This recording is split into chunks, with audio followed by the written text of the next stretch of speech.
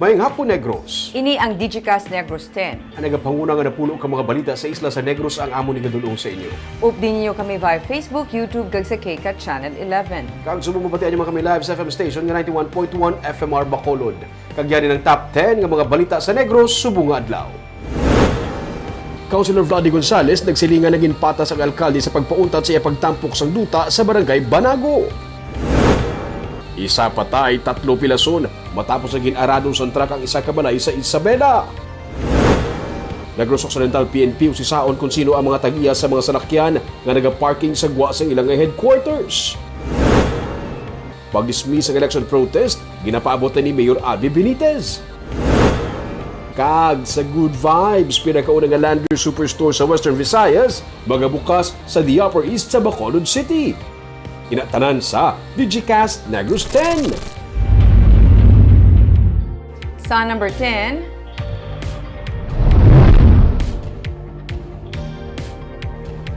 tropical depression ang amat-amat nagakusog samtang nagasaka. Pagkatawgon ini nga Josie kung makasulod sa Philippine Area of Responsibility. As of 10 a.m., ang sentro sang tropical depression nangyara sa 1,740 kilometers east sang extreme northern Luzon sa gwa sang Par. May kabaskugon ini nga 55 kilometers per hour kag pagamadlos nga 70 kilometers per hour. Ginapaabot nga ang tropical depression ang amat-amat nga magasaka pa northeast kag hindi magiho sa sulod sa 36 ka oras. Kung magsulod na sa Par, pagatawgon ini nga Josie, mahimo nga mangin isa na ini ka bagyo sa sulod sang 24 oras. Sa Huwebes, ginapaabot nga magadasig pagid ini kag mangin isa na ka bagyo pagsulod sa Par. Ginapaabot nga hindi ini makarekta o direkta apekto sa lakat sang panahon sa Pilipinas. Kay malayo ini, pero iya sini nga iga-enhance ang southwest monsoon nga mahimo magdala sang ulan sa southern Luzon kag Visayas sumugod buwas o kun sa Huwebes. Posible man ang pagbubo sang madamol nga ulan. Gani ang publiko kag ang mga disaster risk reduction and management offices ang ginaabisuhan nga padayon nga mag-monitor sa lakat sang panahon.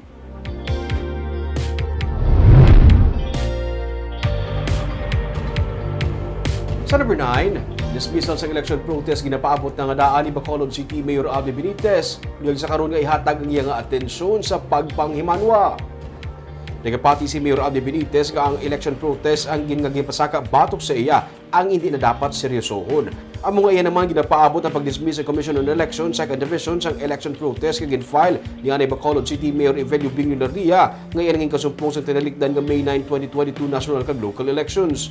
Nakasaad sa desisyon sa COMELEC 2nd Division nga ang petisyon ang ginbasura for being improperly filed and for being insufficient in form and substance. Si Dr. Chris Orongon, nga spokesperson sa anay alkalde, ang nagpahayag nga magapangita sila sang legal remedy para maangkon ang hustisya.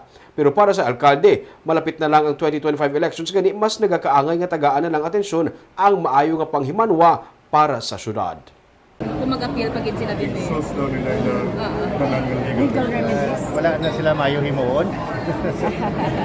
Pero let's get to work, no? Tapos na yung election. 2025 is just around the corner. So might as well focus on more important matters and getting ang mga services and commitments natin sa syudad sa Bacolod.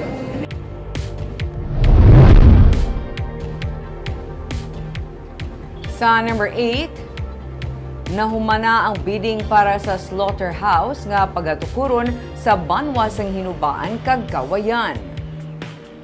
Suno kay Provincial Administrator Rayfrando Diaz, AA standard ang pagatukuron nga mga slaughterhouse sa tinutuyo nga mapayo ang safety sang pagkaon ilabi ng karne nga maga-agi sa amo nga slaughterhouse. 47.4 million pesos ang bilis ng proyekto sa Kawayan, kag 49.6 million pesos naman ang sa Hinubaan. Sa kabilugan, may 6 ka mga naaprubahan nga igatukod nga slaughterhouse sa probinsya. Suno kay Diaz, ginapaabot nga sa masunod nga 2 ka bulan igabid man ang mga slaughterhouse project nga pagatukuron sa Toboso, Binalbagan, San Carlos City kag Murcia nga tag sa nagabili sa mga 50 milyones kada isa. On process naman, suno kay Diaz ang sa EB Magalona. Suno kay Diaz ang probinsya ang nagbulig sa mga LGU sa pag-process ng ilang mga dokumento para sa amo nga proyekto. Kung mahuman na, iga-turnover ini sa probinsya sa natungdan nga mga LGU. 10% nga equity ang ginpagwa sa probinsya. 10% ang gikan naman sa Department of Agriculture kag 80% ang gikan sa grant sa World Bank. AA ni siya nga standard nga slaughterhouses which will improve the safety of food, no, o especially ang aton nga mga meat, that it should be it should be processed, no, dira sa aton nga mga slaughterhouses so that jutay ang contamination, no, unlike kung backyard lang pag-slaughter, medyo mahigko ang aton nga mga karne. Sa number 7,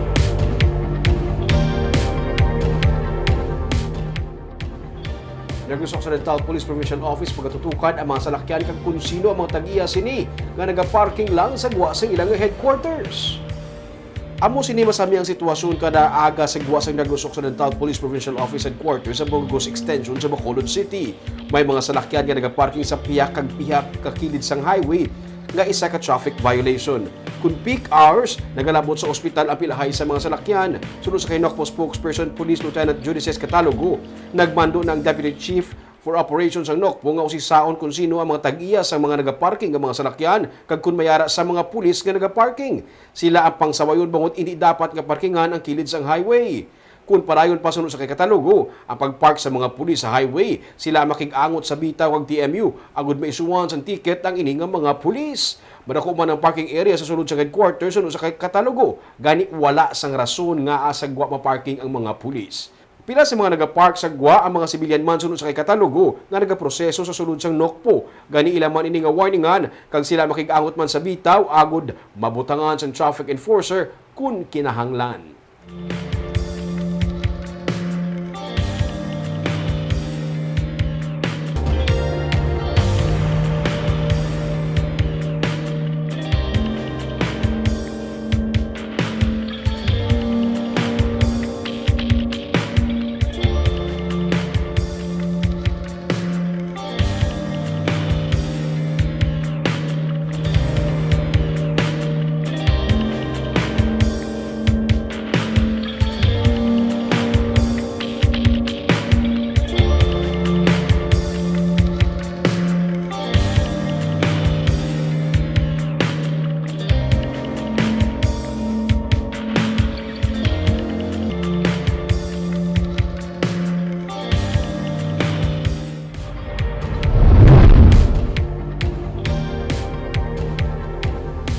Sa number 6, sa Bacolod City, lolo patay matapos bunon sang katupad balay.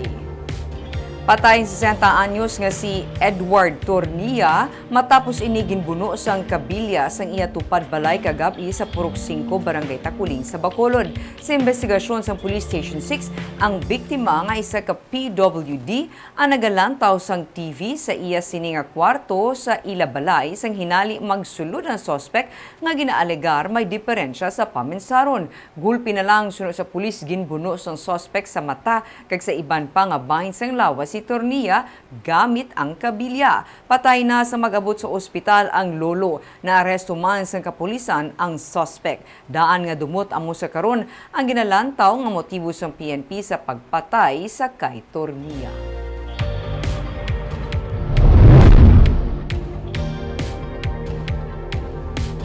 Sa number 5, isa patay 3 pinason matapos mabuguan sa isa ka truck na may karga nga tubo ang isa ka balay sa Banwas ng Isabela. Patay ang 66 anyos nga ambay nga si Eduardo Malabon samtang pilaso naman ang iyaduha ka mga anak lakip ng isa ka binoor de edad matapos mabunggo sa ila sini nga balay sa kilid sang dalan ng isa ka truck nga kargado sa tubo ka gabi sa barangay Gintubhan sa Banuasang Isabela. Sa investigasyon sang Isabela PNP, nag-overtake ang truck sa iya sini nga ginasundan nga tricycle. Sa pagbalik na sa iya sini nga lane, isa naman ka tricycle ang nag-overtake sa iya kag nagpundo sa unhan agud magpapanaog sang pasahero. Naalang-alang sunod sa pulis ang driver sang truck kag mapondo kun tani apang nagmalfunction naman ang iya sini nga brake. Dito na nga nagrekta sa kilid sang dalan ang truck kag nabunggo sa balay sang pamilya Malabon. Magluwas sa duha ka mga anak nga pilason man pahinante nga upod sang driver sang truck. Nag-surrender man gilayon sa Isabela PNP ang driver matapos ang pagbunggo.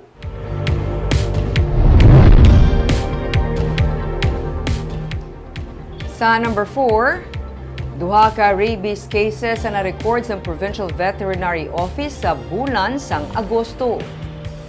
Ang duha ka pinakaulihi nga kaso sang rabies sa ido ang gikan sa San Carlos City. Sa kabilugan, napulo na ang rabies cases nga na-record sa probinsya kag may isa naman nga gikan sa Barangay Granada sa Bacolod City. Sa kasubong nga tion sang nagligad nga tuig, 15 ang rabies sa cases nga na-record. Padayon naman ang kampanya sa probinsya sa pagpabakuna sa mga ido. As of August, 114,759 ang ido nga nabakunahan. 42.32% ini sa target o kung sa kadamuon sang ido nga dapat mabakunahan para sini nga 2022. May 676 naman ka mga ido gikan sa Bacolod ang nabakunahan sang probinsya. Magluwas sa rabies sa vaccination padayon man ang iban nga serbisyo sa Provincial Veterinary Office kasubong sang consultation kag iban pagid nga technical assistance. Padayon ang kampanya sang Veterinary Office para sa responsible pet ownership.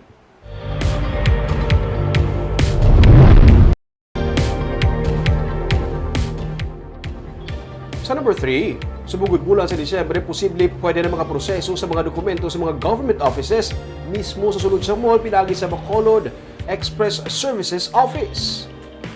5 ka tuig nga libre nga magamit sa syudad sa Bacolod ang porsyon sa 3rd floor sa Ayala Mall's Capital Central para sa igatukod nga Bacolod Express Services Office sa Conbeso. Sa napirmahan ng Memorandum of Agreement sa syudad, pinagi kay Mayor Abby Benitez kaupod sang mall management, ipahamtang sa Beso ang 11 ka mga satellite offices sa mga city department kag 8 pa ka mga national line agencies na nakip diri ang Land Transportation Franchising and Regulatory Board kag Professional Regulation Commission. Sunod sa kay Benitez, tingguan nila nga sa sininga tuig matapos sa pag-construct sa mga satellite offices sang Department of Social Services and Development, Local Civil Registrar, POPCOM, Office of the Building Official, Business Permits and Licensing, Local Economic and Investment Promotions Office, Public Employment Services Office, City Police Office, Traffic Authority Office, City Treasurer's Office, City Tourism Office, National Agencies kag City Health Office. Luyag man sa alkalde nga mapatuman ang e-governance system sa Beso agud mas mangin mahapos kag mapadarasig ang pagproseso sa mga permits kag pila ka mga dokumento nga hindi na kinahanglan pa magpadulong sa Bacolod City Government Center. Part of the programs of the city is to introduce e-government. No, aside from one-stop shop to make it easier, may ara na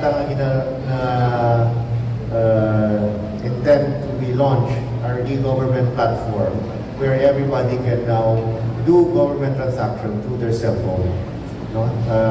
Maybe we would create a gamay na area din na matuduan sila, mapakita sa ila, and so that we can promote. No?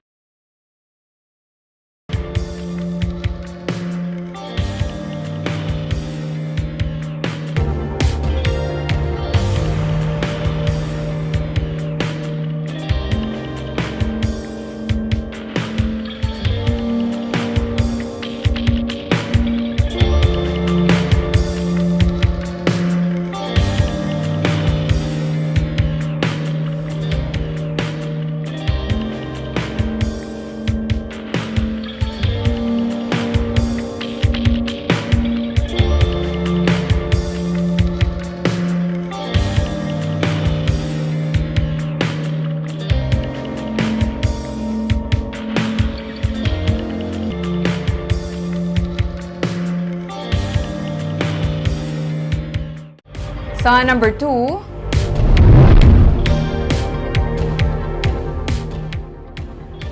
Probinsya sa Negros Occidental nakarecord sang duha ka bag-o nga dengue deaths. Sa reports ng Department of Health sa Morbidity Week 35 o kung sa August 28 to September 3 nga semana, may 106 nga kaso sang dengue ang Negros Occidental. Kasunod sang duha ka new dengue deaths, 28 na sa kabilugan ang napatay sa dengue sa probinsya. Ang Negros Occidental sa gihapon ang may pinakamadamo nga na-record nga dengue deaths sa amo nga semana. Nagasunod naman ang Iloilo Province nga may 74 cases kag duha ka new dengue deaths. Ikatlo ang Capiz nga may 35 new cases. Pero sunod sa DOH sa kabilugan nga Western Visayas, ikatlo na nga semana nga manubo sa 500 ang dengue cases nga na-record, 301 cases. Samtang 25 cases naman na na-record sa Bacolod sa August 28 to September 3 nga semana. 8 naman ang dengue deaths sa Bacolod humalin sang bulan sang Enero. Kaag sa numero 1 sa mga balita, subong adlaw.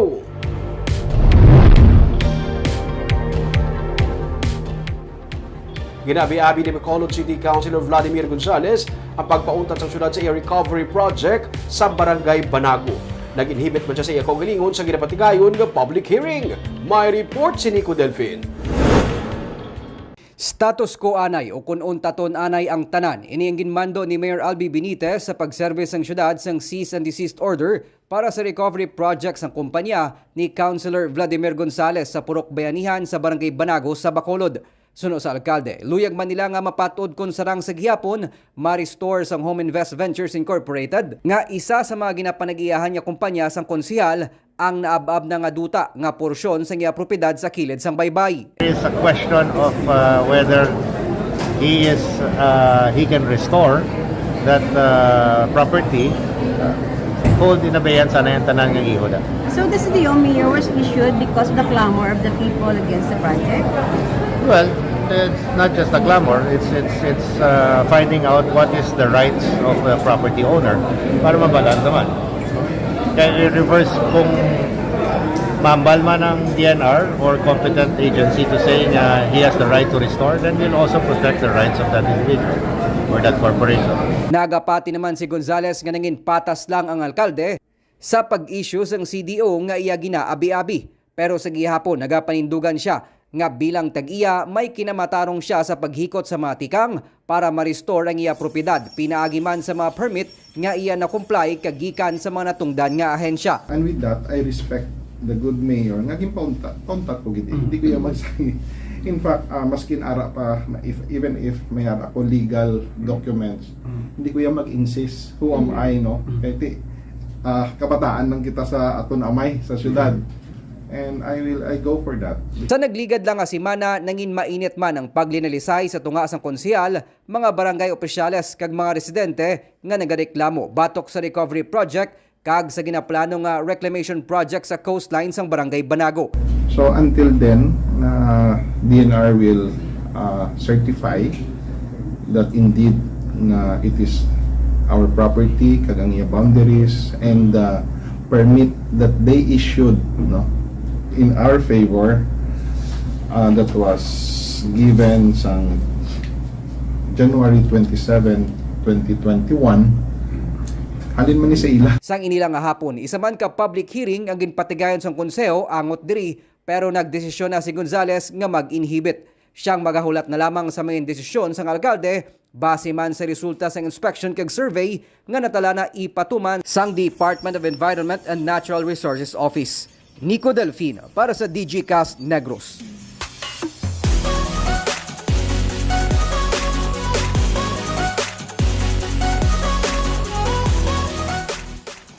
Sa Good Vibes, fastest growing membership shopping store ang magabukas sa the Upper East sang Mega World next year. Dugang naman nga trabaho ginatanyag sini sa mga Negrosanon. May report si Romeo Subaldo. Ang pinakaunang Lander Superstore sa Western Visayas sa pagabuksan sa Bacolod next year. Inagin anunsyo kaina sang aga sa Mega World kag Landers. I-construct ini sa the Upper East sa Mega World sa Bacolod. Ini mag-occupy sa 25,000 square meters nga hikadlang sang Upper East Avenue kag mag-connect sa soon to rise nga Upper East Mall. May malapad nga parking space kay mag-accommodate sang 300 vehicles para sa Premier Membership Shopping Store. Sunod sa kay Graham Coates, First Vice President, Head of Mega World Lifestyle Malls, inang ika-4 nga landers nga yara sa township sang Mega World. Iniman ang ikaduha nga landers sa Gwa sang Luzon. We always felt there was a huge market here, and a pent-up demand for the best of brands that are actually in Manila. I think there's a insatiable demand from the local public here to really get the brands that are doing so well in Manila. Adjacent lang ini sa duha ka mga condominium towers sa Mega World kag sa tabok sang BPO building.